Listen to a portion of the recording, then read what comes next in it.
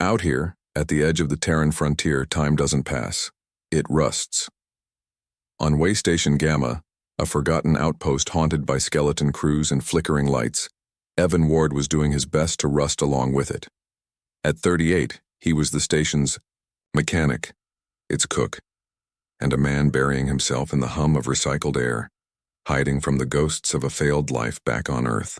He didn't mind the solitude. After the tragedy, the silence suited him. It's often in the universe's forgotten corners that destiny finds its quietest kitchens. One night, a sound cut through the monotony, a soft, insistent scratching at his canteen door. Not metal, not human. He checked the view screen and froze. 4 small figures huddled outside, barely 3 feet tall, their pale blue skin shimmering. They had delicate, iridescent wings, tiny horns, and large golden eyes that held the depth of ancient stars. They looked like fables, young dragons given humanoid form. The eldest, in a worn tunic, raised a small, clawed hand and knocked again. "Please, mister," a voice chirped through the comms, clear and accented. "We smell food. We are hungry." Against every regulation, Evan opened the door. They were a clutch, Skyweaver, the brave leader, Ember Eyes, the keen observer, Stone Dancer, the quiet engineer, and Little Moon, the smallest, hiding behind the others. Their pod, they explained, was damaged, hidden for 3 cycles in the off-limits Section 7. Their parents? "Complications," Skyweaver said, his small stomach betraying him with a loud growl. Evan's decision was immediate. He was a man who fixed broken things, and these children were clearly broken. He made them his grandmother's vegetable soup and simple flatbread. They ate with a desperate, careful hunger, their small, clawed hands sharing the bread with an instinctual fairness. "It warm," Little Moon whispered. "Inside warm." They couldn't stay in Section 7.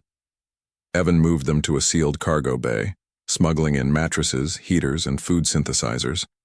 A new routine began. For weeks they were his secret. He cooked for them, taught them human games, and listened. He learned they were Draon, a species from the galaxy's core. In return, they learned about him, about oceans and forests, and the man who'd fled Earth after a teaching accident, a bridge collapse, and 3 children he couldn't save. The children were changing. Growth spurts made them shed scales. Nightmares plagued Little Moon. One night, Evan demanded the full truth. They were not just refugees. They were royalty. "Mother rules the 7 systems," Skyweaver confessed. "She is. The Dragon Empress." They were fleeing an assassination attempt betrayed by their own court. Then, 2 nights later, the cargo bay's sealed door simply ceased to exist. It dissolved into a doorway of pure starlight. She entered. Not a person, but a presence. 9 feet tall, wearing armor of compressed starlight, a crown of localized aurora. Her eyes held the depth of space itself. This was the Empress. The air rippled with her power, a gravity that pressed Evan's soul. The children dropped in submission, but her cosmic gaze found Evan, the human, a playing card still frozen in his hand. "You are the one who fed my children." Her voice appeared in his mind, a symphony of power and pain. "Tell me your name." "Evan Ward."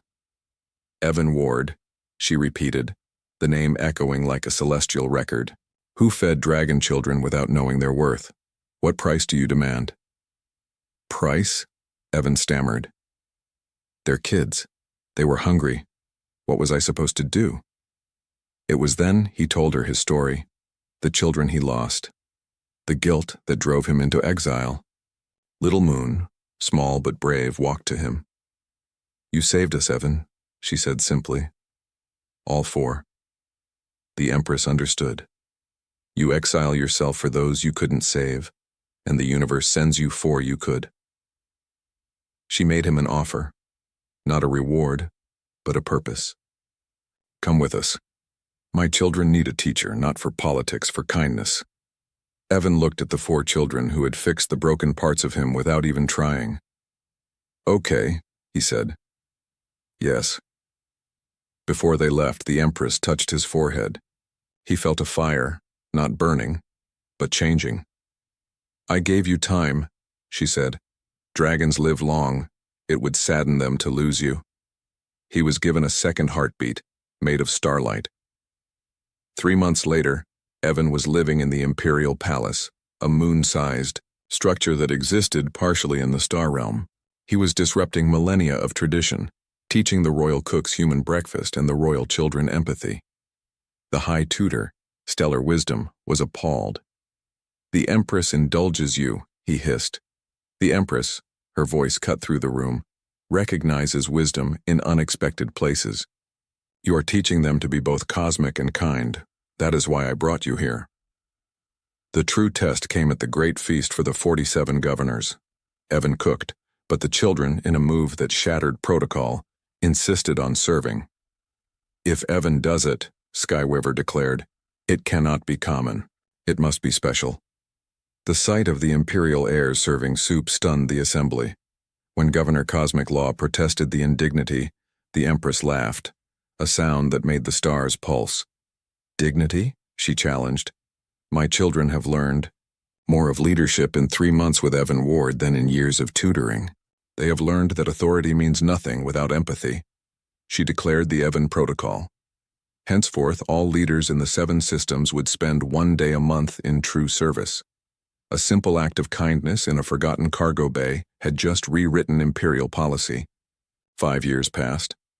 The children grew, blending their dragon heritage with Evan's human lessons. Ember Eyes became an ambassador, wearing an apron over her robes. Stone Dancer, the palace's lead engineer, revolutionized the kitchens. The Evan Protocol had spread to other species. Evan, gifted with time, was no longer in exile. He was home. Then, the Empress called for him. Her stellar light was dimming. "The stars are calling," she said. "I am transitioning." She was not dying, but evolving, becoming one with the cosmos. "My children will need a guardian," she asked. "Not a regent, a parent. Will you be that for them?" The 4 young dragons, no longer children but not yet ready to lose their mother, wept. "No one is ever too old for family," Evan said, his voice thick. "And that's what we are." After the Empress became one with the stars, life continued. Skyweaver began to rule, but still came to Evan for advice. They grieved, and they healed, together. 10 years after that first night, Evan stood in the palace kitchen, the same kitchen transported piece by piece from Waystation Gamma. Little Moon, now a magnificent adult dragon, sat at the table, her scales shimmering with the light of the 2 hearts beating in her swollen belly. "Tell me again, Evan," she said. "Tell me about the first night." He told the story. The scratching door, the fear, the hunger, the safe-feeling soup. A reminder that the greatest empires are, in the end, just families, and that the most revolutionary act is often just a simple meal, shared in kindness. When her twins were born, one like midnight, one like dawn, Little Moon placed the dawn-scaled baby in his arms. "Her name is Hope," she whispered, "and she needs to learn about safe-feeling soup." Evan Ward, the man who ran from failure, held his granddaughter.